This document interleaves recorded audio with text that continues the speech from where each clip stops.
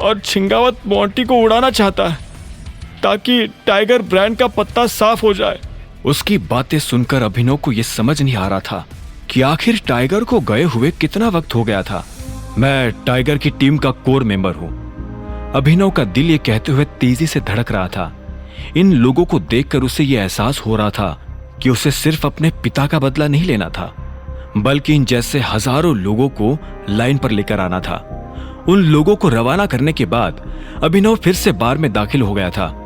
अचानक से उसकी नजर अनन्या को ढूंढने लगी थी, लेकिन अनन्या कहीं नहीं थी।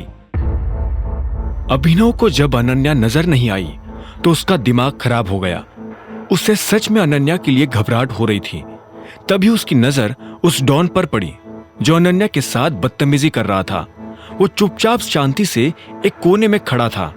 उसकी हालत देख ऐसा लग रहा था जैसे उसे बहुत मारा गया हो। अभिनव भागते हुए उसके पास आया और बोला, तुम जिस लड़की के साथ थे वो कहाँ है?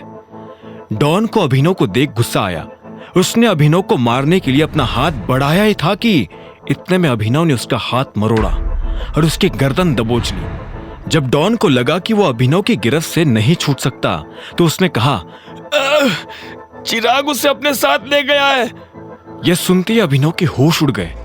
चिराग का नाम तो उसने शर्मिला की मुंह से कई बार सुना था, लेकिन उसे उम्मीद नहीं थी कि चिराग अनन्या का पीछा करते हुए यहां तक आ जाएगा। कहाँ गया है वो? मेरी हालत देखकर लगता है कि वो मुझे बताकर जाएगा कि वो कहाँ जा रहा है।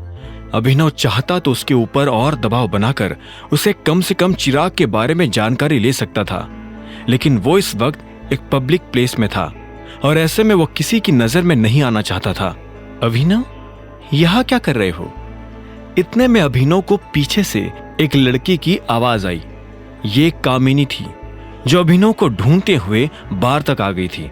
उसने अभिनव के पास आते हुए कहा, तुम्हारा भागने का प्लान था क्या? पैसे नहीं थे तो इतनी बड़ी बड़ी फेंक क्यों रहे थे? मैं फेंक नहीं रहा था, पैसे है मेरे पास। अभिनव ने कामिनी की बात का आधे मन से जवाब देते हुए कहा। उसे अभी भी अनन्या की चिंता खाई जा रही थी। कामिनी ने पूछा, तो फिर यहां क्या कर रहे हो? देखो, अगर तुम ये सोच रहे हो कि तुम बचकर निकल जाओगे तो ऐसा होने नहीं वाला है। पैसे तो देने पड़ेंगे। अभिनव ने कामिनी को घूरते हुए देखा और उसके बाद हॉल की तरफ बढ़ने लगा। कामिनी भी उसके पीछे पीछे जा रही थी। अभिनव कामिनी के साथ सबसे पहले अपनी गाड़ी के पास आया और उसमें से कार्ड निकाला। कामिनी ने कार के ऊपर कोई कमेंट नहीं किया क्योंकि वो देख पा रही थी कि कार खटारा थी। बाहर से देखने पर वो गाड़ी कबाड़ लगती थी और अभिनव यही चाहता था। वो दोनों फिर से अंदर आए और रिसेप्शन की तरफ बढ़ने लगे। वहां पर पहले से एक वेट्रेस खड़ी थी। उसने अभिनव को बिल थमाते हुए कहा, 5 लाख। ये अमाउंट सुनते ही अभिनव के होश उड़ गए। ऐसा उन लोगों ने क्या खा लिया था जो इतना ज्यादा बिल आया? इससे पहले कि वो आगे कुछ कहता, इतने में कामिनी ने उसके मजे लेने के लिए कहा, क्या हुआ?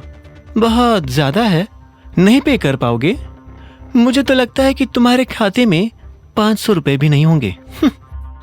इतने में वहां खड़ी एक और लड़की ने कहा, उस टाइम तो बड़ी बड़ी फेंक रहा था, अब हवा निकल गई बेचारी की। यह सुनते ही अभिनव ने उस लड़की को पलट कर देखा। फिर उसकी नजर कृतेश पर पड़ी जो हरीश से बात करते हुए चलता आ रहा था। कामिनी कृतेश को आते हुए देख मुस्कुरा रही थी। क्या हुआ, तुम बिल नहीं भर पा रहे हो? इफ यू डोंट माइंड, मैं पे कर सकता हूं। वैसे भी मेरे लिए यह अमाउंट इतना बड़ा नहीं है, कृतेश ने कहा और मन ही मन में मुस्कुराने लगा। अभिनव ने उसके चेहरे पर मुस्कान देख ली थी। उसने अपनी जेब से कार्ड निकाला और वेट्रेस की तरफ बढ़ा दिया।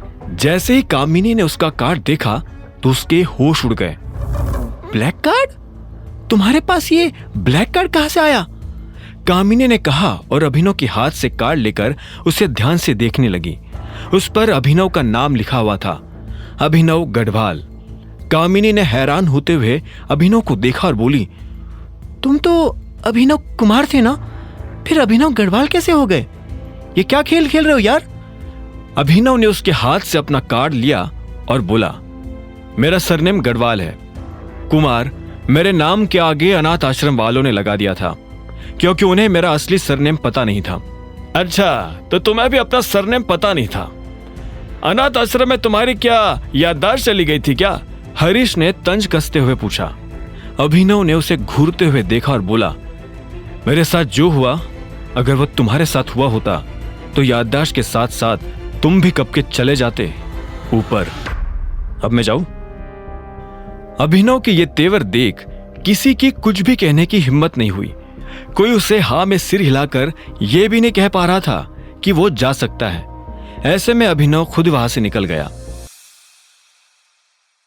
आगे की कहानी जानने के लिए देखें अगला एपिसोड सिर्फ पॉकेट एफएम के यूट्यूब चैनल पर, और द रिटर्न ऑफ टाइगर के सारे एपिसोड्स को सुनने के लिए डिस्क्रिप्शन में दी लिंक से डाउनलोड करें पॉकेट एफएम ऐप।